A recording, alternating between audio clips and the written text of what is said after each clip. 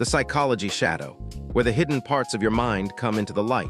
What you're about to hear might change the way you see yourself and everyone around you. There's something happening in your mind right now that you're not fully aware of, and it's been shaping your choices, your reactions, and the people you're drawn to, probably for most of your life. Most people live their entire lives without noticing this quiet pattern running underneath everything. You know those moments when something happens, and suddenly a feeling washes over you that feels both deeply personal and oddly familiar. There's a name for this, a very old one, and what you're about to learn might change how you look at yourself and at other people for the rest of your life. Why do certain stories resonate with us so profoundly, even across cultures and centuries? The answer lies in a concept known as the hero's journey, a narrative structure that has been studied by mythologists and psychologists for decades, yet it's woven into the fabric of our collective consciousness since time immemorial. Imagine for a moment that your life is a grand adventure story. Just like in those epic sagas you've heard or read, there's always a moment when everything changes. Just as heroes embark on their journeys with uncertainty and courage, so too do we face these moments with a mix of fear and hope. Why is it that, when we encounter such transformative experiences, they often feel like echoes from our past or foreshadowings of things to come? Is there something more at play here than mere coincidence? Could it be that the hero's journey isn't just a narrative structure, but also an archetypal process inherent in human development and consciousness? Imagine yourself driving home from work on a busy day, feeling slightly frazzled after a long meeting. Suddenly, another car cuts you off without signaling, causing you to brake hard. In that moment, your hands clench the steering wheel so tightly your knuckles turn white. You feel a surge of anger and frustration. Yet just seconds later, the feeling subsides, leaving behind only confusion. Why did such an insignificant act trigger such a strong reaction in you? Now picture this.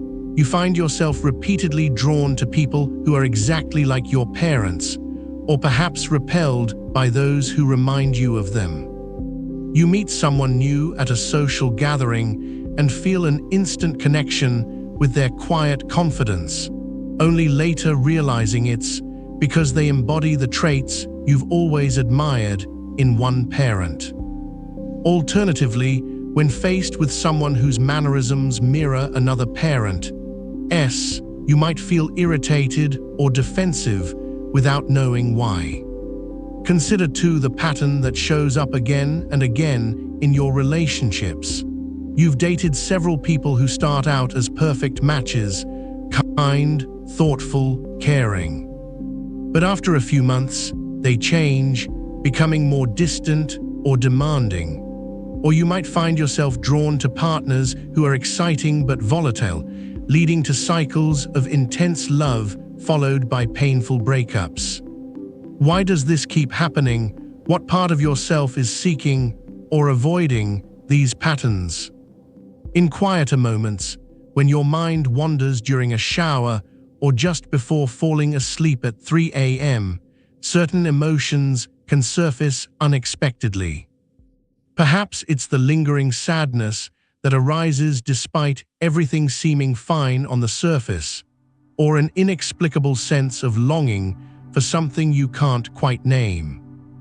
Think also about those moments where a specific trait in someone else sends a shiver down your spine, a sharpness in their speech that makes you uncomfortable, or an air of self-assurance that intimidates without reason. The discomfort isn't logical, it's visceral and profound. Who is this person really speaking to? What part of yourself are they touching?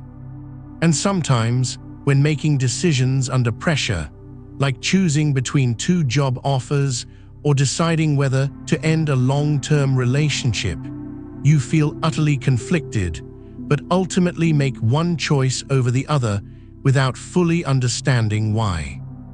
The decision seems inevitable in the moment, even if you question it later. Ever noticed how these moments can be both disconcerting and intriguing? They whisper of something more complex within us, beyond simple explanations like stress or past experiences. And if you pay close attention, you'll see that each example reveals a piece of an intricate puzzle, of parts of ourselves we don't always recognize or acknowledge. You know exactly what I mean. You've felt this. Imagine you're at a family gathering where tensions have always run high due to unresolved conflicts between parents. You find yourself caught in the middle, feeling torn between loyalty to one parent or another. This isn't just about familial dynamics. It's also an internal struggle playing out on the stage of your relationships and social interactions. The conflicting emotions you experience are not merely reactions to external events, but reflections of inner processes seeking resolution. Now think back to a significant decision point in your life, a moment when everything felt uncertain, yet you made a choice that seemed inevitable even though it wasn't fully understood or explained at the time. This is where the hero's journey begins. The call to adventure might come from an unexpected source, an invitation to travel abroad for work, a proposal of marriage, or perhaps just moving out on your own. Initially, such opportunities can feel intimidating and overwhelming, but they also hold potential for transformation. The hero's journey isn't about grand adventures and quests. It's about personal growth through facing challenges that push us beyond our current limits. Each challenge is an opportunity to confront and integrate parts of ourselves we've been avoiding or unaware of. It's like peeling back layers of an onion until you reach the core, where your true self resides. This journey isn't linear or straightforward. It often involves cycles of growth followed by setbacks, as if our inner world is testing us at every turn. Why do these tests and trials feel so necessary? What part of ourselves are they uncovering or revealing? Is there a reason why we're drawn to repeat certain patterns until we finally learn the lesson hidden within them?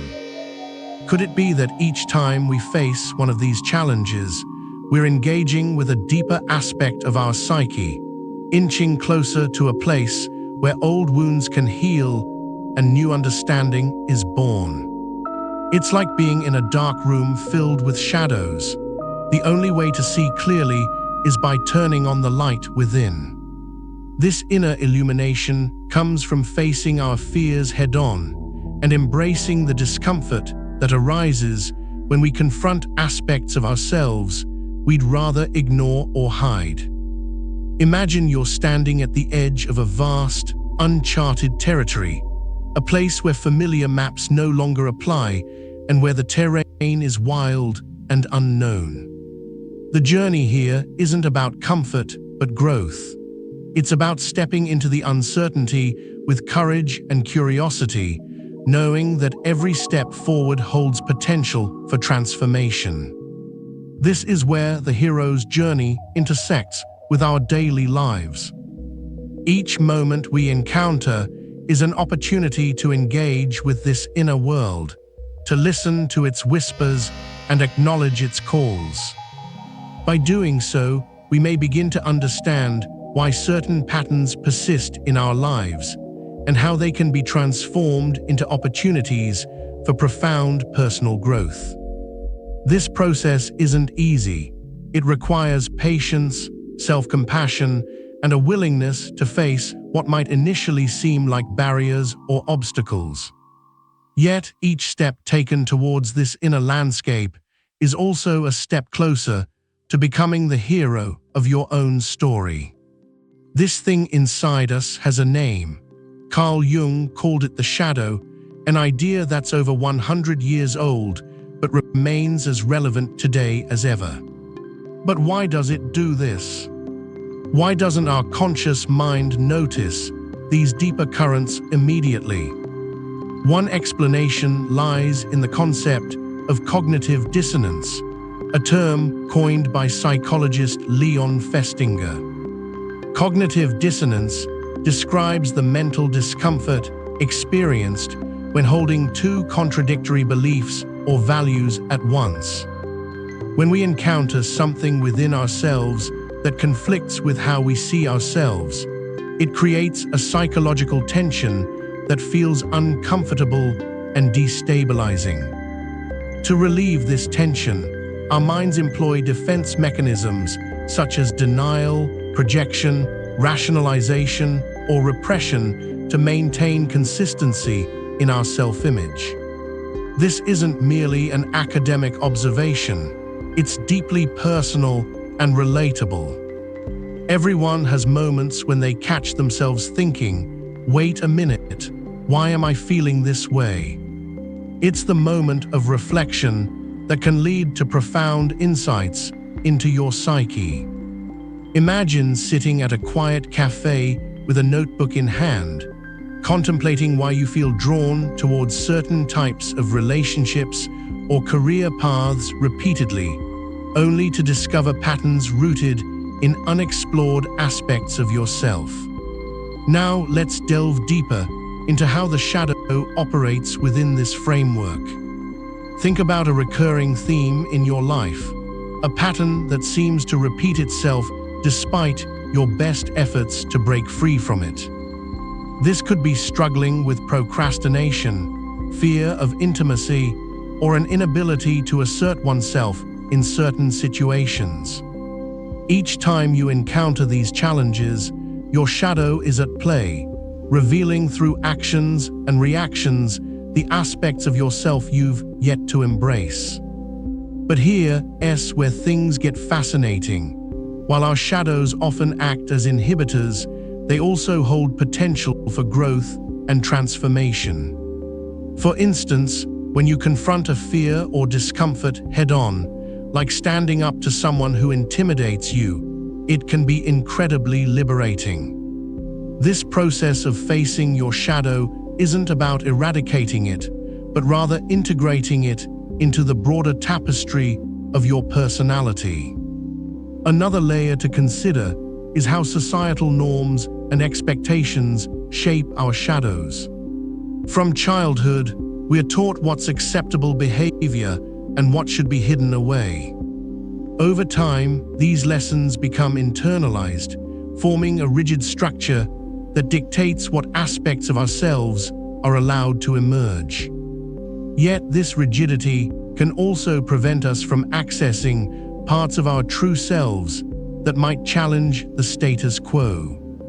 Now picture yourself standing at the edge of a vast, unexplored wilderness. This is your shadow terrain, waiting for you to venture into it. Every step forward requires courage and patience, as the path isn't clear-cut, but fraught with unfamiliar territory. This journey isn't just about uncovering hidden facets. It's also about embracing the complexity of human experience. So how do we navigate this intricate landscape? One approach is through mindfulness practices such as meditation or journaling, tools that encourage introspection and awareness without judgment. By observing your thoughts and emotions impartially, you can begin to notice patterns emerging from the shadows. It's like slowly piecing together a puzzle where each piece represents an aspect of yourself previously unseen. As we explore these depths, it's crucial to remember that this isn't about perfection, but about wholeness. The goal is not to eliminate your shadow, but to integrate its insights into who you are, allowing for greater authenticity and depth in living your life fully. Compensation keeps us balanced, but also creates an inner tension between our conscious and unconscious selves. How do you find this balance in your own life? You already know that sometimes the parts of yourself that feel out of place are actually there for a reason, reflecting deeper needs and desires. Repetition compulsion is one of the most intriguing mechanisms because it shows how we often return to situations or experiences that resemble past wounds. Consider this: you've ended up with a partner who mirrors your ex-partner's flaws multiple times over different relationships. Why does this happen? It doesn't necessarily mean punishment, but rather an attempt by your psyche to heal old traumas. Each time you encounter the familiar pain, you have another chance at healing. How do you recognize repetition compulsion in your own life? You already know that feeling of déjà vu in relationships or circumstances that seem eerily similar, but are different people or scenarios. Once you start seeing these mechanisms, you can't unsee them, and that's when the real work begins. Once you recognize repetition compulsion, it becomes like a puzzle piece falling into place. You begin to see patterns not just in relationships, but also in career choices or daily habits that echo past traumas. To illustrate further, let's consider the classic tale of Narcissus from Greek mythology. In our modern context, repetition compulsion can be seen in someone continually choosing romantic partners who mirror an absent or abusive parent figure from childhood. Each time this happens, there's a chance for resolution through understanding why this pattern persists and what it might mean to finally break free. Now consider the concept of synchronicity, introduced by Carl Jung, where seemingly random events cluster together in meaningful ways. For example, you might repeatedly find yourself in situations where someone says something that deeply resonates with a personal struggle, almost as if the universe is trying to communicate an essential message through these occurrences. Each time this happens, ask yourself, what part of my psyche am I avoiding? How can I use this moment for growth rather than merely replaying past patterns? This approach shifts from seeing repetition compulsion as punishment to understanding it as a call to deeper self-discovery and healing. When we see these mechanisms at play in our lives, projection, compensation, and repetition compulsion, it's akin to being handed a map of hidden psychological terrain. Each mechanism offers clues about what lies beneath the surface of our conscious awareness: fears, desires, shadows that yearn for light. Embracing this journey means acknowledging that every discomfort or repeated experience isn't random, but is deeply connected to your psyche's need for balance and wholeness. How do you navigate these intricate layers? Start by asking yourself what each discomfort, whether it's a recurring argument with a partner or an overwhelming urge to hide from responsibilities, might be signaling about the unseen parts of yourself. It's like peeling back layers of an onion.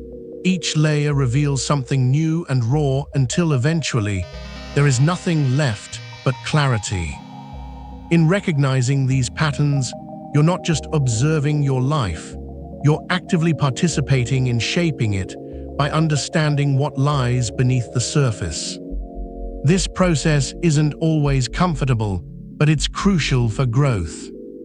Each repeated scenario can be seen as a door opening to greater self-knowledge and transformation. Now think about moments where something feels uncomfortably familiar, yet unresolved. These are invitations from your psyche to delve deeper into who you truly are beyond what you consciously present to the world. This ongoing dialogue with yourself is essential for navigating life's challenges through the lens of psychological mechanisms rather than merely reacting to them. Now let's shift gears and look at another common life domain: work and ambition. How many of us have encountered a boss or co-worker who embodies qualities we secretly admire but struggle to embrace in our own lives? Imagine working under someone whose approach to leadership is rigid, unyielding, perhaps even harsh, qualities that you find difficult to accept within yourself. When these individuals challenge your sense of self and stir up discomfort, it's likely because they reflect an aspect of your psyche that needs attention. This could be a form of compensation, where you're avoiding developing certain traits in favor of maintaining the status quo. Instead of seeing this as just another workplace annoyance, consider how facing such figures might offer insights into unresolved parts of yourself.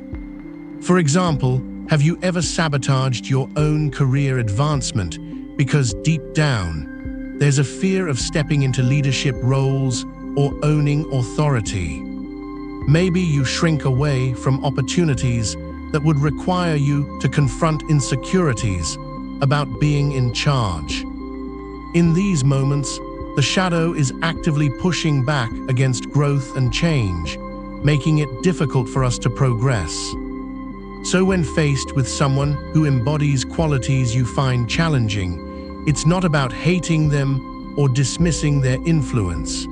Rather, it's an opportunity to reflect on why such traits feel so uncomfortable. Who in your life right now carries the quality you won't let yourself have? Next, let's explore how these psychological mechanisms show up in family dynamics and parenting.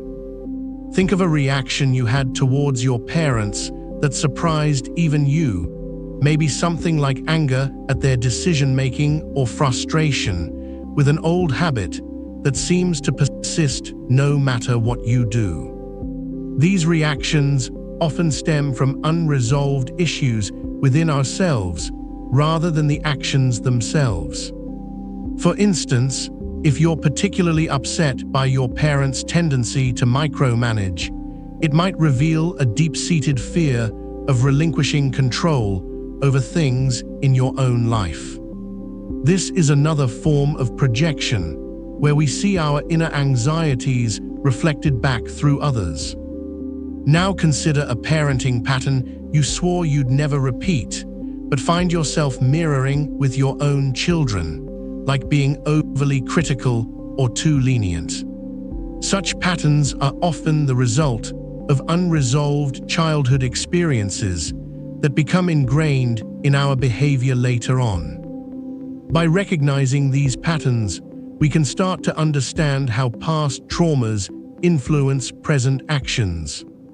For example, if you promised yourself as a child that you'd never be like your parents, and now find yourself slipping into similar behaviors with your kids, it's likely due to unresolved emotions or fears from your upbringing. It's not about blaming the past. Rather, it's an invitation to heal and move forward by integrating those parts of yourself. So when we encounter these familiar yet unsettling reactions in our family dynamics, they're calling us to look inward and address the underlying issues head-on. Who in your life right now carries the quality you won't let yourself have? Finally, let's explore how these psychological mechanisms affect our approach to creativity and purpose. Imagine a project you've been putting off because it requires stepping into an aspect of yourself that feels unfamiliar or even scary, like taking risks with a creative idea or facing fears about failure. When we encounter such blocks, they often stem from unresolved inner conflicts that need resolution. For example, if you're avoiding starting a new art project because deep down, you fear not being good enough. It's likely your shadow speaking up, reminding you of old insecurities and doubts. The same applies to daydreams or aspirations we quickly dismiss as unrealistic or too challenging. These dreams often reveal parts of ourselves that we haven't yet embraced fully due to unresolved issues from our past. By recognizing these daydreams as opportunities for growth rather than fantasies, we can start moving towards the full realization of who we are meant to be. Lastly, consider journaling for just 5 minutes each day. Not to solve problems or figure things out, but simply to listen to the quieter voice within you, the one that speaks in whispers and dreams. These moments of reflection can be incredibly powerful for integrating your shadow self.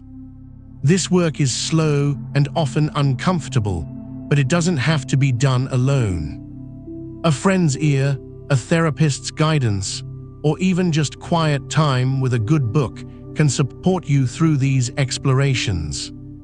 Remember, it's okay if you forget this video within a week. Life will bring moments back to you when they're ripe for seeing differently. As we look out at the world and our own lives now, consider how much quieter, yet more vivid patterns become. A specific kind of morning might feel different as you notice the subtle ways your shadow plays out in early hours. Conversations with loved ones may shift subtly. Perhaps you recognize old triggers but approach them with new insight. Even mid-action moments can offer glimpses into patterns that used to run unconsciously. As we close, let's sit quietly together for a moment. The unconscious will run your life until you stop running from it, and the moment you turn toward it, the real life begins. If something in this video stirred something in you, that's worth paying attention to. The Psychology Shadow explores one idea at a time, slowly and carefully. Subscribe if you want to keep looking. And if this made you think, drop it in the comments. I read every one.